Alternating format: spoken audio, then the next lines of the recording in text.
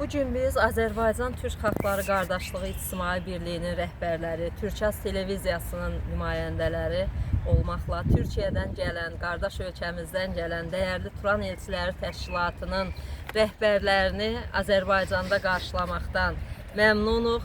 ATV bizim bugünkü tədbirlərimizi işıqlandırır. Biz ATV'nin rəhbəri, dəyərli Rəsafil qardaşımıza da minnətdarıq.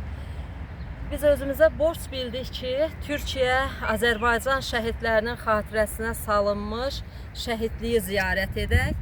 Bu şəhidliyin tarixi ilə bağlı onu demək istəyirik ki, 1918-ci il 15 sentyabrda, 15 Eylüldə Bakını erməni daşnaq Bolşevik ordusundan azad eləyən Azərbaycan oğulları ilə bərabər Türkiyədən gələn Qafqaz İslam ordusunun əsgərləri Bakı uğrunda savaşda şəhid olmuşlar və həmən